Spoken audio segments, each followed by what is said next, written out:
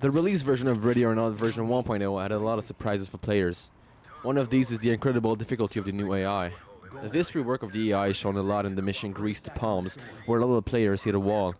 After struggling to complete this mission and searching online for advice, I decided to make this video on how to complete this challenge. This video is going to be a walkthrough with little advice planted here and there. Ready or not, let's start. First things first, your loadout. The layout of this map and the incredible difficulty of your opponents means you must be prepared for everything. Starting with your armor. I found that you will survive the most rocking steel armor. You can also pick ceramic, but be warned, it can break easily. I also wear heavy armor to increase survivability. I don't recommend light armor in this mission. This is especially true if you are in commander mode, your death will severely impact your operators.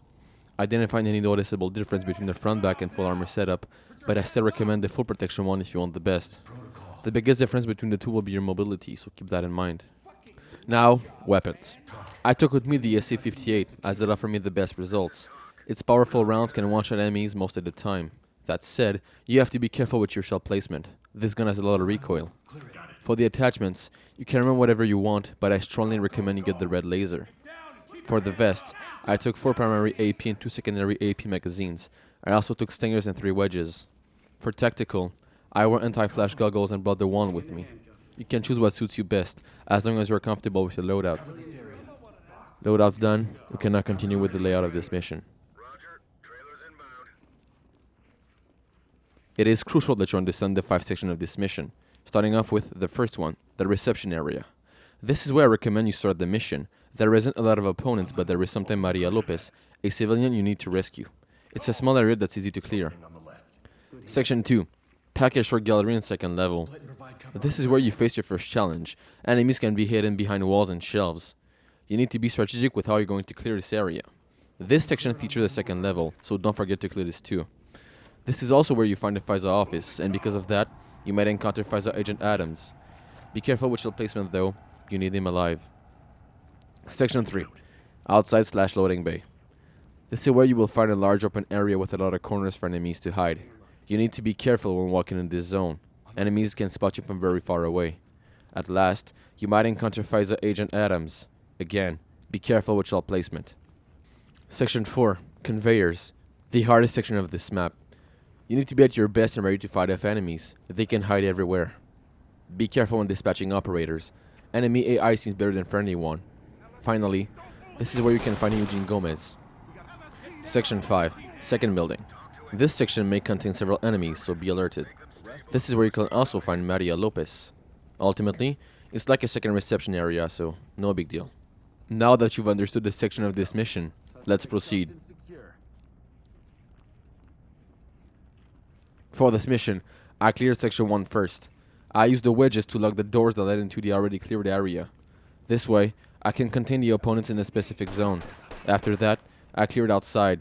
By doing so, I can prevent crossfire from when I'm inside clearing the conveyor section. I cleared the first outside area and then proceeded to clear the larger one. Be advised that I used the formation wedge, as I found that it works well with my operators. You might not see enemies right away, so you need to be careful in this area. The major problem I have with this part of the mission is that you have to make yourself known before taking shots, otherwise you might get a penalty. When you're done securing the area, don't forget to collect the gun crate located in the back of a delivery truck. Once you've cleared this section, you can move to the back of section 4. Once I'm inside, I cleared the area at the back of the warehouse. You must be attentive to little details and be alerted to any movements. You can't be sure if it's coming from a civilian or an opponent, so take your time. Enemies have very good aim, and they like to hide where you can see them. There is very little place for errors. If you miss your first shots, you will likely die. Once I made sure the area is clear, I went ahead and secured Eugene Gomez. After that, I headed to the second building, section 5. I stacked up my operators at the door, then used the wand to check for enemies. If they are, I recommend to sting the room before entering. When clearing this area, don't forget to check the bathrooms. Maria Lopez may hide there. Once I've secured this section, I came back to the warehouse and started to clear from the right. I made sure to clear every corner before ordering my operators to clear section 2 with flashbang or stingers. You need to be careful though. Your operators are not aware of the mission objectives.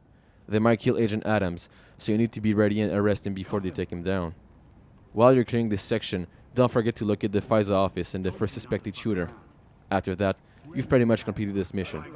If you want the full run without commentary, I've linked it in the description. Thanks for watching. I hope this video helps you have a better understanding of this mission and it will help you through your journey. Have a successful mission.